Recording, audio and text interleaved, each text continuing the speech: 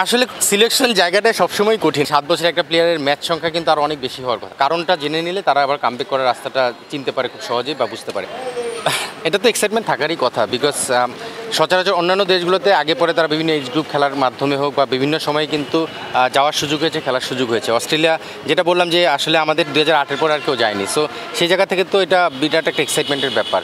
আর টিমটা যখন অস্ট্রেলিয়া, সেই জায়গা থেকে অস্ট্রেলিয়া দেশের নাম যখন আসে তখন সেই এক্সাইটমেন্টটা কাজ করাটাই স্বাভাবিক। মানে এইভাবে বললে আসলে অনেক কিছু চিন্তা করা যেত, বাট আমরা যখন এই ডিসকাশন বা আমরা যে সিলেকশনে বসেছিলাম, আমরা 3 সিলেক্টর, তখন আমরা এটা নিয়ে অনেক ডিটেল আলাপ করেই তারপরে এই স্টেজে এসে পৌঁছেছি। তারপরে ফাইনালি সিলেকশনটা আপনারা দেখতে পাচ্ছেন।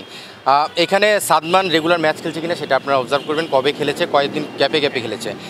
পাশাপাশি হলো যেটা বলছিলাম কন্ডিশনের যে অ্যাডভান্টেজটা সেটা আমরা নেওয়ার চেষ্টা করেছি। পাশাপাশি আরেকটা বিষয় আপনি যেটা বলেন আফিফের বিষয়টা, আফিফকে আপনি দেখবেন রিসেন্ট পাস্টে কিন্তু ইন্টারন্যাশনাল ম্যাচের থেকে বেশ দূরে রয়েছে।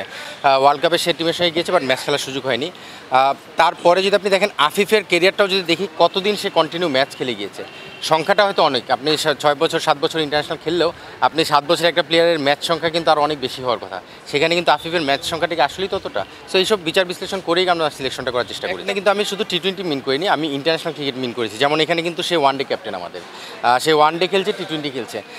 এখানে ওয়ানডের প্ল্যানের মধ্যেও সে রয়েছে, টি-20 প্ল্যানের মধ্যে রয়েছে। টি-20 আপনি যেটা বললেন সেটাই বলে দিচ্ছে, টি-20 সিলেকশনের ক্ষেত্রে আমরা আফিফকে চিন্তা করতেই পারি। 61টা ম্যাচ খেলার পরে কেন সে দলের বাইরে, এই জায়গাটা মনে হয় সেই জায়গায় নিজেদেরকে আবার প্রমাণ করার সুযোগ। তো সব জায়গা থেকে চিন্তা করলে আমার মনে হয় যে আফিফও সেই জায়গাটা নিজেকে প্রমাণ করবে।